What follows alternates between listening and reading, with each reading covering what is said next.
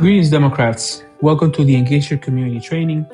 Today, we're going to be sharing best practices, ideas, and facts about why it's so important to get your community activated. If you have any questions or need further support, please do not hesitate to reach out to the political team at NHTP. So, why community engagement matters? Community engagement is how we build real power. Elections aren't just won in the last few weeks. They're won months and years before by showing up consistently. Amongst organizers, one of the quotes that we keep mentioning is that the next election season starts the day after an election is over. But why community? When people know us, trust us, and feel seen by us, they are far more likely to participate. Every person here has a role in that, no matter how much time they have or what skills they bring. We will talk about this later in our presentation. Organizing doesn't always start with a clipboard and a script. It starts by showing up in spaces people already trust. School, churches, cultural events, food pantries, neighborhood gatherings, or even protests. When we are present in everyday community life, politics feels less transactional and more relational. We're not here to persuade right away. We're here to show that we belong, and that is one of the first steps to organizing meaningfully.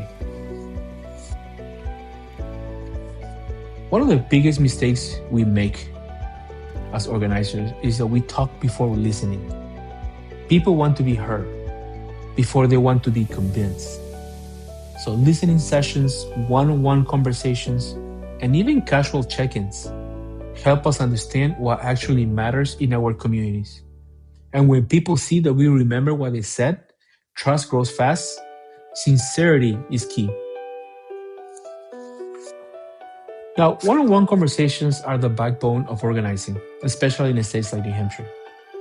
And one of the most cost-effective ways to build lasting civic engagement.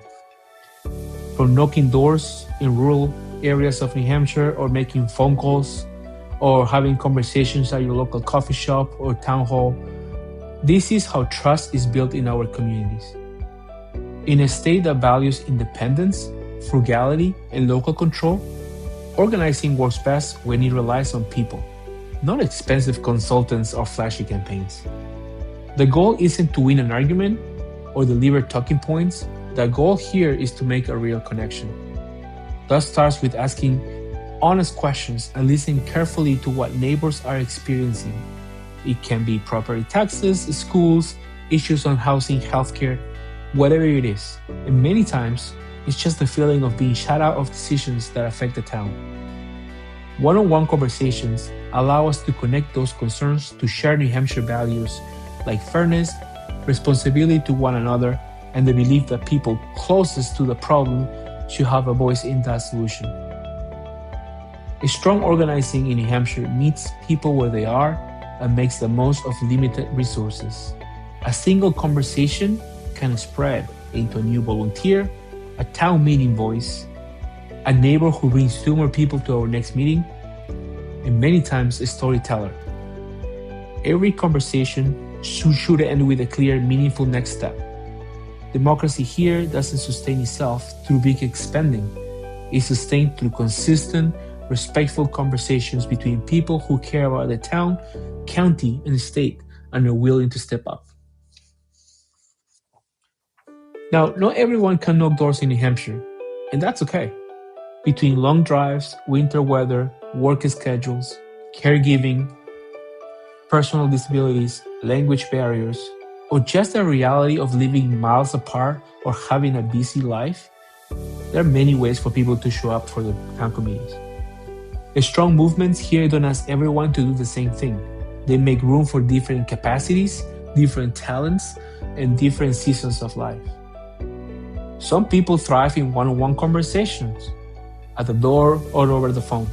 Others are planners who keep the town committees running, designers that create flyers and make Facebook posts, translators who make sure neighbors are left out, data folks who help organize our work, or hosts who open their homes, libraries, or community rooms for meetings. In a state built on volunteerism like New Hampshire, All of this work matters and none of it is extra. When we value every form of participation, people stay involved longer because they feel respected and useful, no pressure or sideline. Belonging is built when people can contribute in ways that fit who they are and what they can offer. That's how organizing in New Hampshire becomes strong. Not during election season, but year after year. Now, online spaces are real organizing spaces. Some people might disagree.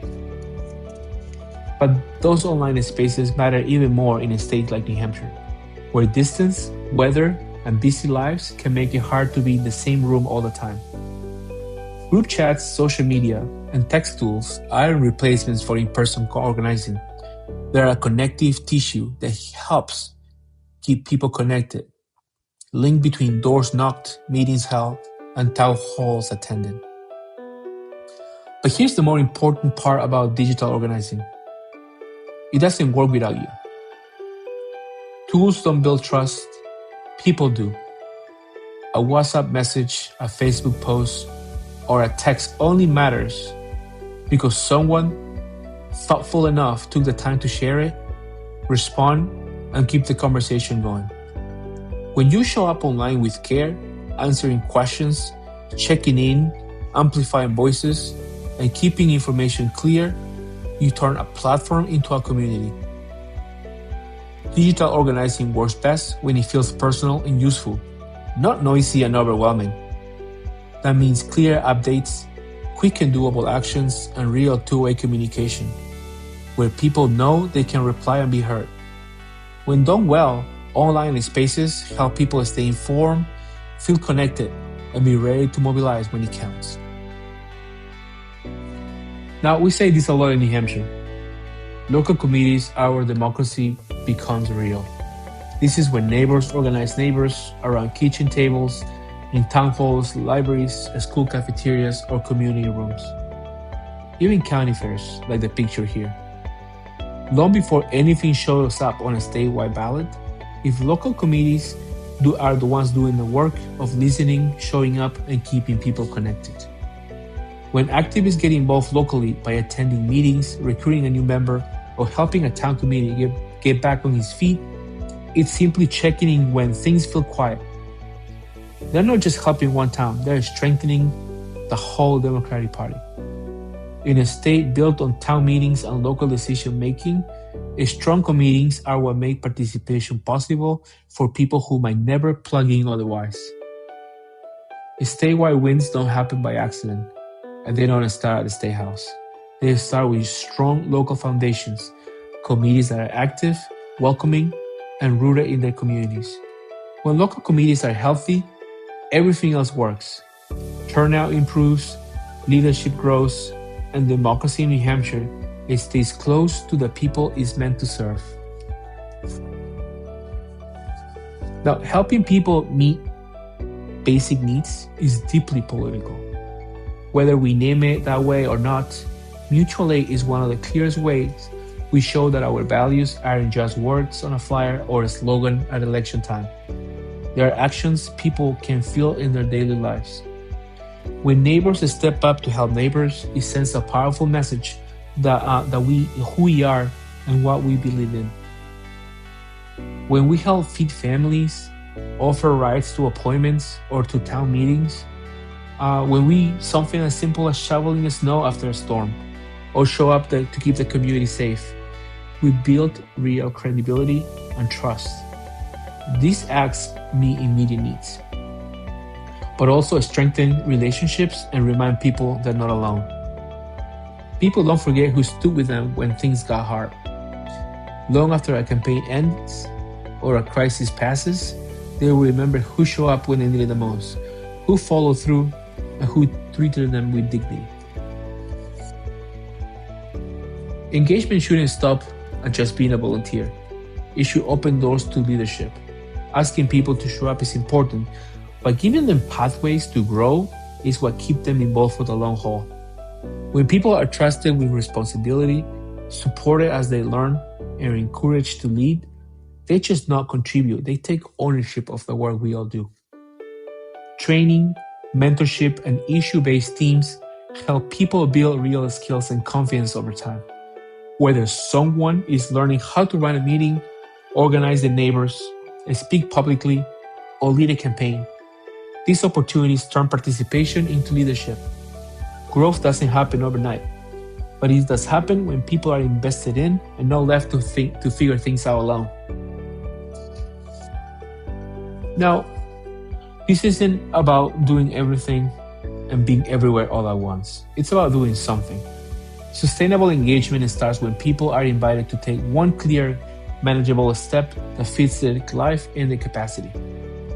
We ask people to choose one way to stay engaged, bring one new person with them, and stay connected over time. That's how participation becomes a habit instead of a burden. Collective action doesn't begin with big crowds or perfect plans. It starts small, with one conversation, one meeting, and one act of care, one shared commitment. When enough people take the first step, those small actions add up to real power and lasting change. So, to wrap it up, this moment right now that we live in asks more of us to just show up every 2 years or 4 years. Communities are feeling unheard, disconnected, and overwhelmed. And when people lose trust in institutions, democracy weakens from the ground up. This training is presented to you because organizing is not instinctive. It is a skill, and the skills can be taught, practiced, and shared. We need organizers who know how to listen before speaking, how build relationships instead of transactions, and how meet people where they are, online, offline, and in everyday life. Engagement done well doesn't just win elections, it rebuilds trust, grows new leaders, and creates spaces for people who have historically been pushed out of decision making. Again, this training is necessary because democracy doesn't sustain itself. It's sustained by people who show up consistently, act with care, and organize with intention. When we invest in our communities, we're investing in a better future, where participation is broader, leadership is more representative, and power, the most important thing, power truly belongs to the people. Feel free to always connect with us at the political team, political@nhtp.org. We'll be more than happy to help you answering all your questions. And lastly, thank you for paying your attention to this presentation.